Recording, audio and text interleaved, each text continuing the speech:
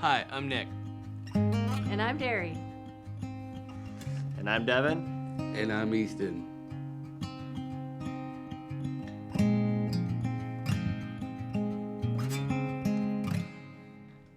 As I walked away, I looked back and I was like, am I ever gonna see him alive again? I don't know.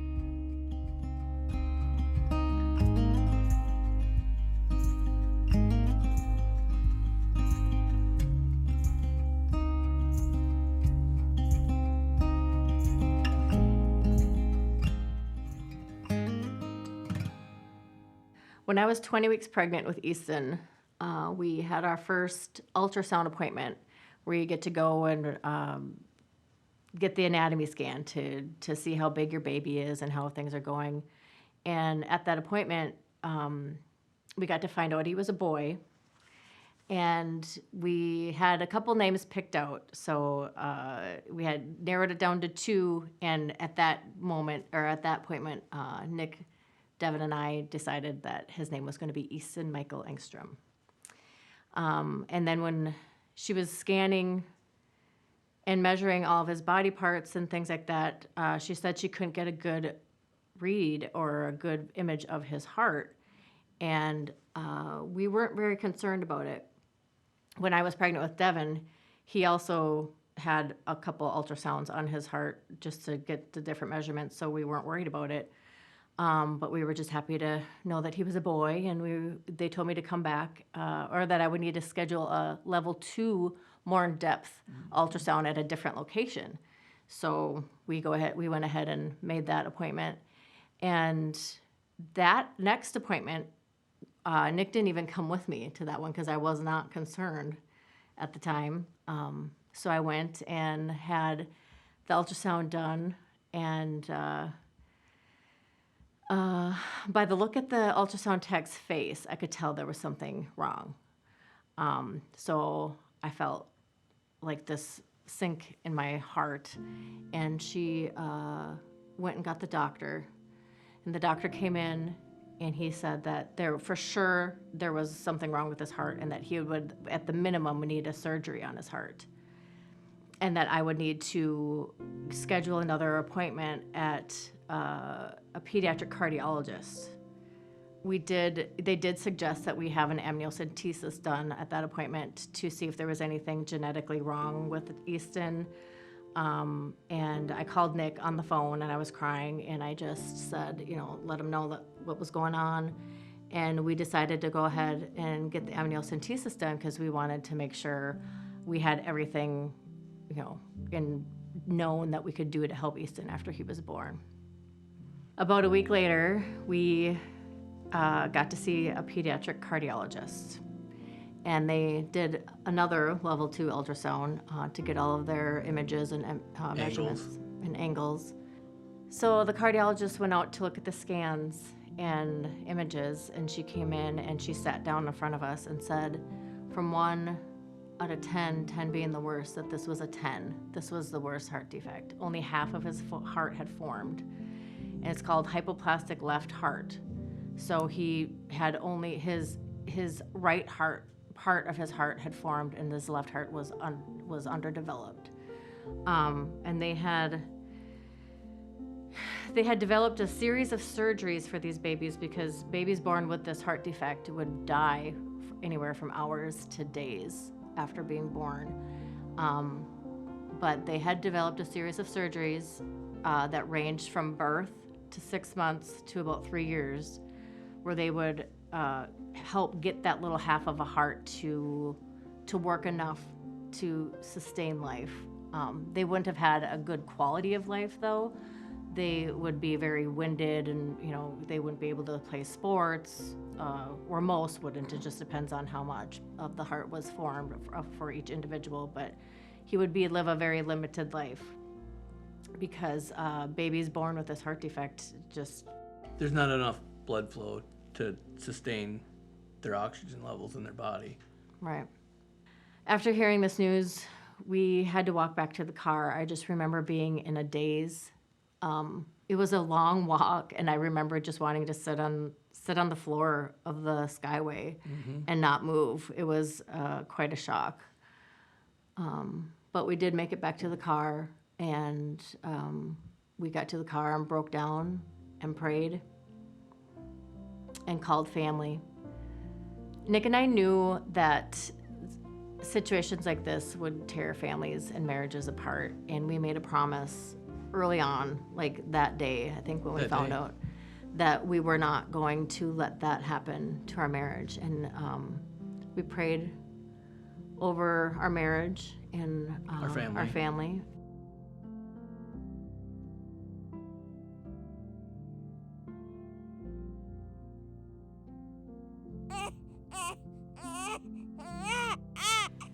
Easton was born full term. He was healthy. Healthy, I'll accept his heart, that is. And then right after he was born, 6 days after he was born, he went in for his first open heart surgery, where they essentially put a stent in his heart to help get the blood flow to where it needed to go. But that would have been the first of the 3 major surgeries. Well, that was the one at birth. Then there was going to be one at 6 months, and then one at around 3 years of age. We left the hospital when Easton was 3 weeks old, and on the car ride home, I knew that there was something wrong with him. He was uncomfortable. He was fussy. We just knew something was wrong with him. He started crying when we got home. He was crying uncontrollably. Like we couldn't console him. He was in pain. Yeah, there was something was wrong. We just didn't know what. And I was stressed out, and I know that babies cry when mom's stressed, and I was stressed. So I was just like, and Nick was like, I'll take him. I'll calm him down. You go take a shower, get unpacked, get comfy. And that's what I did. So Nick, being the awesome dad that he is, him and Devin actually walked up and down the driveway, and it was a nice summer day, and he walked him up and down the driveway, and he had stopped crying, and I took a shower and got ready for the evening. And when I got out of the shower, I went over, and Nick and Devin were playing a game on the floor, and Easton was laying on the couch. And I took one look at him, and I was like, there's something wrong with him. And Nick was like, no, he's fine. He stopped crying. And I was like, no, I don't think he can cry. He can't cry. There's something wrong. We need to go to the hospital. And he thought I was overreacting, but he trusted me. He was like, okay, that's fine. He wasn't going to fight with me. So we went, I called down to the hospital and explained to the surgeons that we just left. And I said something was wrong, and they thought I was overreacting as well, I think. And they were like, "No, it's fine." I'm like, "No, he can't cry. There's something wrong." Because I think they thought that because we were nervous to leave. when we were before we left, we were told we were nervous because of being used to all the medical equipment to watch everything, and now we had this broken baby that we didn't know how to take care of. Yeah. So anyway, we're home, and he's not. Yeah. So I called and I said, no, we have to go. We're going to get back down there. And then the surgeon on the phone says to me, do you need an ambulance? And I said, no. And I hung up the phone, and I thought, well, maybe I might need an ambulance. So we got in the car. I grabbed Easton, got Devin sitting in the back of the car, and I'm holding Easton. I did not put him in his car seat. I was just like, I need to see if this kid is breathing. I need to hold him. And when we got in, Devin was upset. He was crying. He was like, Mom, is he going to die? And I remember holding Easton and reaching in the back of the car and grabbing Devin's knee and said, no, he's not going to die. And then I turned back around and looked at Easton, and I was like, dear God, please let that not be a lie. Please don't let him die. Nick, on the way to Minneapolis, we were going to drive down to Minneapolis. About a couple miles down the road, I looked at Nick. I said, we're not going to Minneapolis. We're not going to make it. Like, we have to go to Cambridge. So he drove us to Cambridge. I called Cambridge emergency department and explained that we were on our way. Tried to explain to the best of as I could as to, why we were on our way and what our baby had just had, surgeries done. And when we got there, because the lady on the phone was, of course, kind of confused, I'm like, I need an ambulance.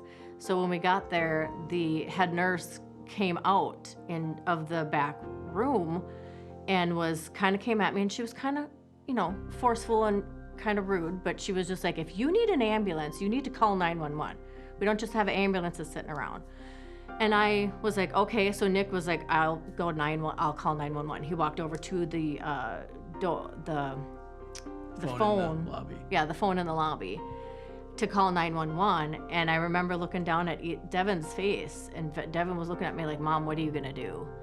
And I looked at the lady, and I kind of gave her an attitude back and explained to her, my baby needs to get down to Minneapolis. What would you have me do? And I showed her Easton, and she took one look at him, and she was like, okay. She's like, we will help. And I go, right now? And she said, yes. And she opened up the door. We walked back there. She started calling off different specialty departments like respiratory and others, just because, and it was like amazing. All these people just kind of just came to our rescue. Everybody showed up. And we felt bad for the other people that were in the ER because they got left. Well, we basically. felt like they did. I don't know Right. what they did, but we definitely were like, all of a sudden, all of this help was available. And the room was filled, and there's my little 3-week-old baby laying on this bed, and he was purple and barely breathing. And the nurse next to me, we looked up, the doctor had a drill in his hand. And I was like, what is this drill? And the lady looked at me and she goes, we need to get an IV in him right now. And that's going to put an IV in his leg. And I was like, okay. And Nick, Devin, and I are all sitting there looking, and they took this drill. A cordless drill, like for houses or working on a vehicle, like a drill, and drilled this tip into my baby's leg. And the nurse standing next to me, we saw Easton go, like he made the smallest of little noises. And she was like, that's good. He made a noise. And I realized at first, because I was like, what do you mean? That I think that lady thought he was so far gone that nothing was going to help. But the fact that he made a noise was like, she felt comfort in that. And I was like, okay, well, good. That's good. I mean, because we were just beside ourselves. And then after that, they were airlifted. They were going to airlift him down, and the helicopter medics, helicopter pilots, they came in, and they just came in. It was just like they were in charge, like they looked at us and said, "We will get your baby down. He will be safe." And we had to leave the emergency department then, and we had to go down. We drove down there. And Nick beat the helicopter there. He drove faster than the helicopter. So when we got there, we were like, where's our baby? And then looking back, I know that was the first of many times God gave me a discernment on through this journey as a mom, to be like, I knew that he needed help at that time, and to get to the hospital, and then also on the way there to know that we weren't going to make it to the further hospital. We needed to get to the closer hospital. The people in the Cambridge department, the emergency department, did a fabulous job that night. I don't remember their names or their faces. I know that was a unique situation that they had never been in. And I wish we could have sent a thank you or something, but after would have. But our lives got more and more crazy from then on. But they were awesome. They did a great job.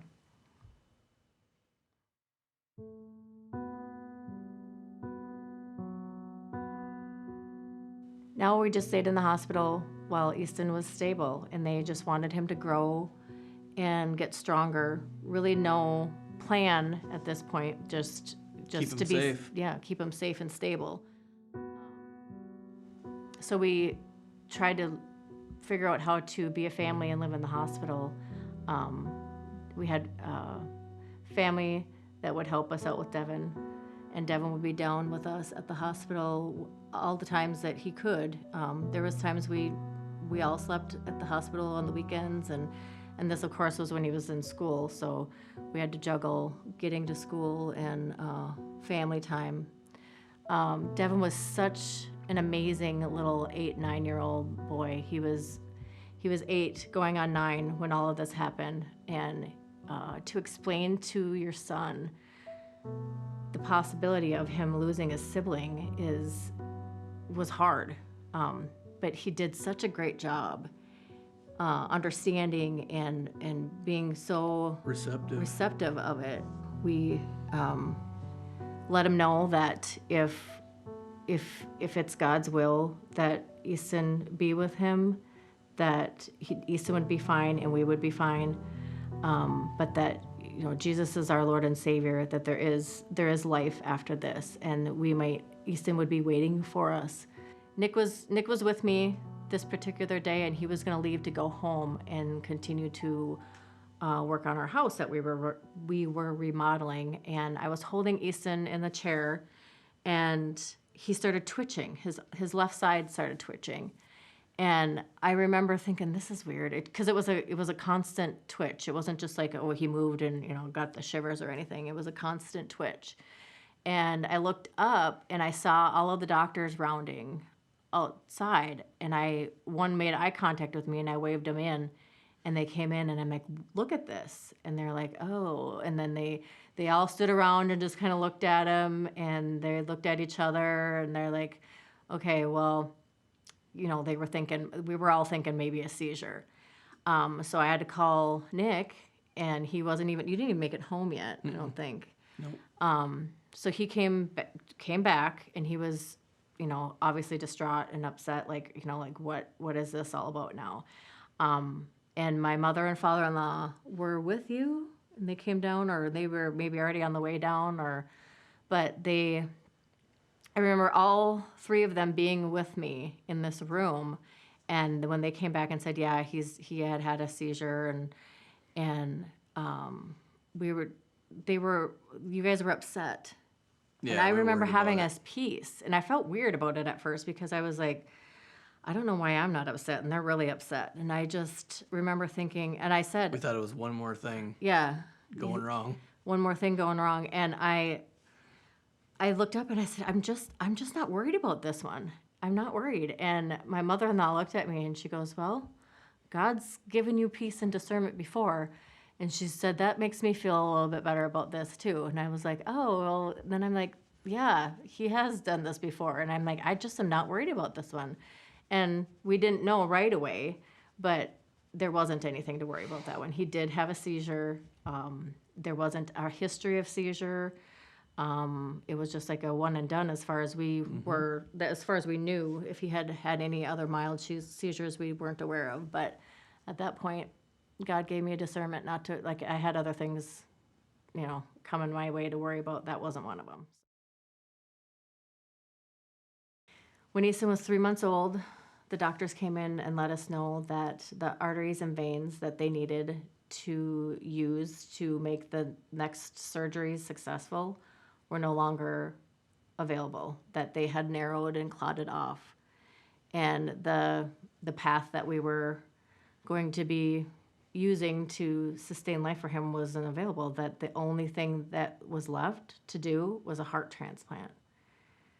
And we were devastated Right. with that news. Because in our eyes, the heart transplant would only last maybe 5 to 7 years we didn't know the statistics of a heart transplant of an infant. A transplant from infancy, and then just to wrap your head around the fact that in order for your child to live, there has to be a death of another child. That's not something that you pray for. You just don't pray for that. We struggled with that for a long time because we didn't know how to move forward. We begged for Easton to live, and now for him to live means another baby would die. So he gave us a piece in that where we just were like, he told us, you just pray that if a heart became available, that those parents would choose to donate. Right. And that we could live with. We had been on this threshold of possibly losing our baby for so long that it was almost easier to think I would rather us walk through that than have somebody else Yep. walk through that, because we had months of preparing and wrapping our head around what is it going to look like if we lose him? What is it? How are we going to move on? We had this time of knowing, and this other family wouldn't know, most likely. Or I might mean, we not, don't yeah. know, yeah. So that's what we prayed for. We just prayed that if a heart became available, that the parents would donate. And weirdly, I had a thought of this other mother, and I would pray for another family just to, We did that often, actually. yeah. But we didn't know if transplant was going to save him or if we were gonna have to say goodbye.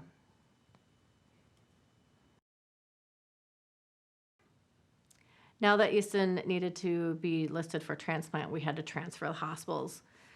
Where our options were the U of M in Minnesota or St. Louis, Missouri. And our obvious choice was going to be the U of M in Minnesota because we lived in Minnesota. So we transferred over to the U of M and got settled in.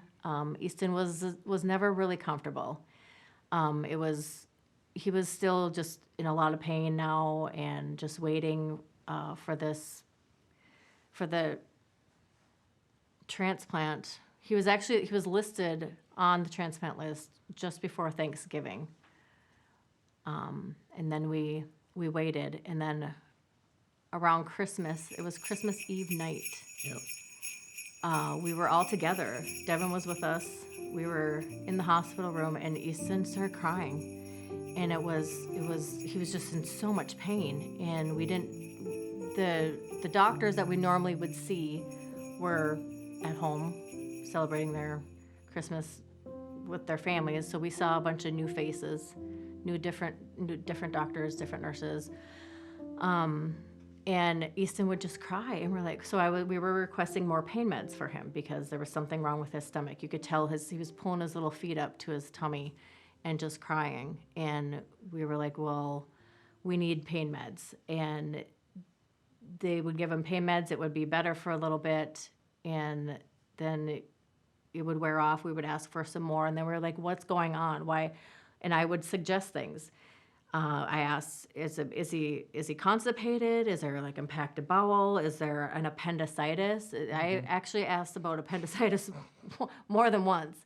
And I was actually told that Infants don't have Yeah. appendicitis. Infants don't get appendicitis or ruptured appendix. But I just knew there was something wrong with his tummy. And one of the doctors actually said that me asking for more pain meds could be adding to his constipation, and that's what's hurting his stomach. And then another theory was the fact that he just had such low blood perfusion to the rest of his organs in his body that his tummy had just hurt, and that's why his stomach hurt. And then it was just after Christmas. Nick and I were together. I was holding and trying to rock Easton and bounce him, and he was just crying and crying. And his crying changed. And Nick and I looked at each other. We didn't have to say a word. We both started crying because it sounded like the cry. The same cry at home when he almost died on us at home when he was 3 weeks old. And I remember just handing Easton to you, and I walked down the hallway, and I don't remember what I said, but I got doctors and nurses in there. And I was just like, somebody needs to get in here now. And then the ICU team, because he wasn't in the ICU unit at the time, but the pediatric ICU team came over and stabilized him. And he was put under, or he wasn't conscious. I don't know what, they gave him enough meds to just put him on where he was sleeping or sedated enough. So now we're over at the ICU unit, and we just were there for a day or two, but nobody could tell us what was wrong. Nobody told us. Waiting for the regular doctors to come back Yeah, in. kind of like, okay, he's stable, he's alive, but what happened? Really, what happened? So they ended up doing a scan on his body, and lo and behold, they saw something over by his appendix. And he had a ruptured appendix. Had a ruptured appendix. So infant ruptured appendix is rare, but not impossible. More discernment from the Lord. Right. So now they were like, okay, he needs to have a surgery. He needs, there's an infection in his body. There's an active infection in his body. And the transplant doctor came in and he was so nervous. He looked at us and said, listen, I'm nervous about this one. If anything happens to him on the table, there's nothing we can do for his heart. Now, mind you, he has a half of a functioning heart. If something happened to his heart, there's nothing they can do while he's under, because going through any type of surgery puts stress on your heart and everything like that. So he was like, we're going to wait till tomorrow when we have full staff, because this was in the evening, and they were going to wait till the next morning. So then the next morning, they took him down for his appendix surgery, and it was successful. They got the infection out. The infection was actually, it was kind of like, would they say encapsulated. It did not spread through his body, which is another God thing. God did that. He kept that infection that Because if that would have spread, it would have killed him with that. or he would have been more infected. Mm-hmm.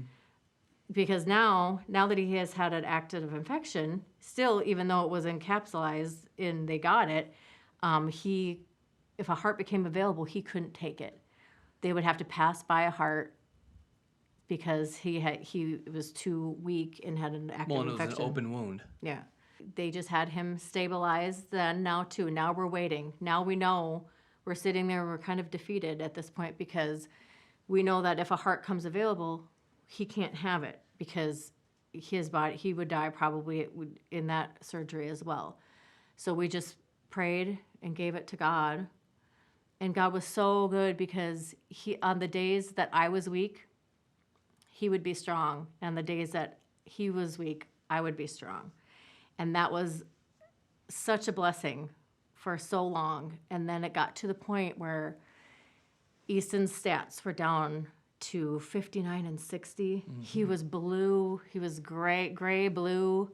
He wouldn't look at us. His eyes would twitch. He would shake his head. He wasn't tracking. It was like we didn't know if he. It was like he wasn't there anymore. Yeah. We didn't know if there was brain damage. We didn't know what was happening. We were very, very much defeated. And I had to leave the hospital because I had to be with Devin. I knew Nick was struggling and I knew he was devastated too, but I just needed to hold Devin and be in the same room with him and know that he's breathing and fine. It was just a way for me to cope. So that night I went home and got Devin and I spent the night with Devin. And I knew that Nick was there with Easton and they were together. So I felt good. I didn't feel good about leaving, but I felt okay about leaving. And then that night, Nick had a little conversation with God.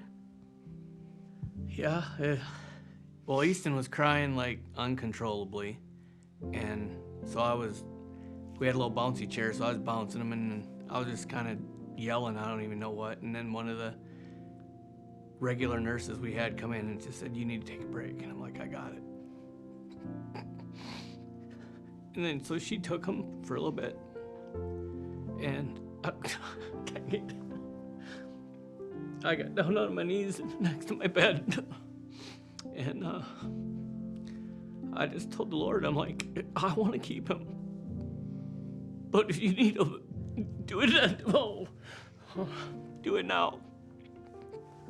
Because we can't keep him in this much pain. Right. That if God wanted him, and if that was the answer, just to please take him. But we want him. Yep. And as God does things, the next day, the next morning, the transplant doctor walked into the room and looked at Nick, and he just kind of brushed me to the side. Yeah, she was all business, and not, it's just like she was like, and Nick was concerned at first because you thought something was wrong. And she looked Easton over, up and down, and she finally turned around and looked at you, you said, and said, there's a heart offer. Yep. And then you called me, Nick called me, and I had just dropped Devin off at school. And he called me, and I'm like, hello? And he said, there's a heart offer. And I was like, what? Are you kidding? And I'm like, in my mind, I'm like, of course you're not kidding. You're not gonna call and tell me that. That's not a joke. He wouldn't do that to me. And I was like, oh my goodness, are you serious? And a heart offer doesn't mean for sure he's gonna get a heart. A heart offer meant it could be a. They have to look over both patients. But that doesn't matter. A heart offer was a wonderful thing. So I immediately called family, and I'm like, can you please get Devin? Please get Devin from school and bring him down to the hospital. So I went on down to the hospital. We talked to the doctors. They were prepping and getting things ready. Devin showed up, and we went we rode down to the elevator to send him off to the OR. And I remember all three of us looking at him and giving him kisses in the bed. And as I walked away, I looked back and I was like, am I ever gonna see him alive again? I don't know. It was like, there was many times that I thought he was gonna die, but this was they're gonna take his heart out. This is like, I don't know if I'm gonna see him alive again. And then they wheeled him down to surgery about noon. And we went and sat in the family waiting room, and that we were there all day. All night. All day Most of and the all night. night. Yeah. We would get little updates here and there because, like we said, this was a heart offer. They needed to. One surgeon would need to fly to where the donor is at, and one surgeon stayed here with Easton, and they would communicate because they wanted to see the heart in person and on paper before they would say that this is one that they wanted for their patient. So we did know that we got updates like the surgeon's there, the heart is good, we're gonna move forward. These were the updates that we would get, and we were sitting there the one time the nurse came out and she was like, I was just in the OR and the heart is here and it's perfect. It's a perfect little heart. It's the size of a walnut. A little baby heart the size of a walnut is going into our baby. And at this point, our hearts are just so torn because our baby gets a chance to live. But we know at that point, there's a family that's devastated because their baby's gone.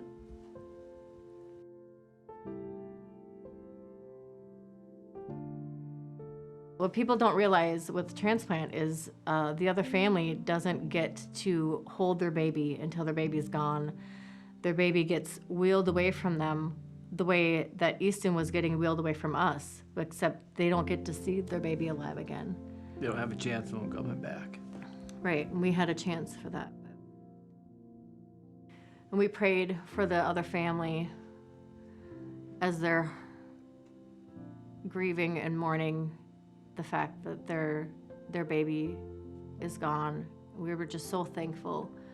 We were in awe of the selfless act of love that another family could give to complete strangers. It was just amazing. We remember just sitting in the waiting room for hours, praying for them, praying over the situation, praying over Easton. The doctors and. Yeah. So we waited. The waiting room was full of people waiting for other people to be out of surgeries, different surgeries, all types of surgeries. And then it dawned on us, we were the only ones there. It was just before midnight. And there was a service desk or of somebody who would answer. There was a worker or a volunteer or somebody sitting at this desk, and this phone was ringing. And I was like, we're the only ones here. So I walked over to the phone and Not knowing if we should answer not it knowing or if I not. should answer it, if I was doing something wrong. But it was crazy because afterwards I'm like, God told me to do that. Like, I walked over to this phone, I picked it up, and this person on the other line says, "Is this the family of Easten Engstrom?" And I said, "Yeah, this is his mother." And she said, "The heart is in, it's beating." And I just, my whole body just got tingles all over it. And she said they took the clamps off and it started beating right away. And then they said they were going to wait about a half hour longer. Well, a lot of times they'll have to like get it kick started, like give a little thump or Yeah. a bump or something, and Yeah. his just that's took right. off. Yeah. This little transplanted heart, this little donor heart just started beating right away. They put it in and didn't need any help. Just, they took the clamps off and it beat right away. So I put the phone down and tried to gather myself to be able to tell Nick what I just heard. I just started crying, and they said, we're going to wait about a half an hour and close him up, and for us to go up to his room, and we would meet him up there. So we did that. We gathered ourselves. We said a prayer, thanked Jesus. And we walked up to his room, and they wheeled him in, and it was crazy because he didn't even, He looked totally different. he looked totally different. Totally different. Because he was gray, blue. His skin was just gray and blue, and now he was pink, and he just looked so much healthier. And then we looked at, and there's a picture. There's a vein that went across his bridge of his nose that we had never seen before, and there was like, you could see veins in his temples and stuff like that, because his blood was barely pumping. He didn't have the oxygenated blood to do all that before. And then Such there he a big was. change in like half hour. Yeah. Well, yeah. I mean, it was 13 Hours, hours, but- 14 hours, but Yeah. So they weaned him off of sedation, and he was stable. He did a great job. He did amazing. And then they sent us home 10 days later. 10 days later, he had been clinging to life for almost 6 months. And we were home 10 days later. He didn't have the machines and all the monitors on him to tell me, how he was doing. and at the time he was like one of the soonest released infants after transplant. Now he's 13 years old, and he's doing great. We actually have a picture of the before and after transplant of the x-rays. There's a side-by-side picture we have. You can see in the first picture, there's his sick, enlarged, half of a formed heart in the first x-ray. And then right next to that is this perfect little angel heart inside my baby's chest. And we give all glory to God. This journey has been amazing. It's awesome to look back and see his handiwork, see his fingerprints. I know that we don't see all of it. Hindsight's 20/20, but I know that there's way more things that we didn't see or don't see now even. But it has been amazing. It has brought us so much closer to God, to know that, it didn't matter how hard we prayed. It had nothing to do with how good we are Or aren't. or aren't.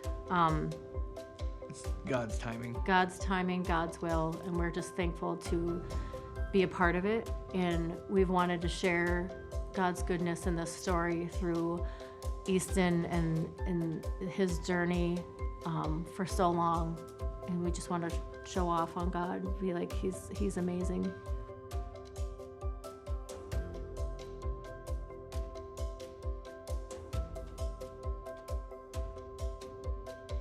I hope my story can help people follow the Lord.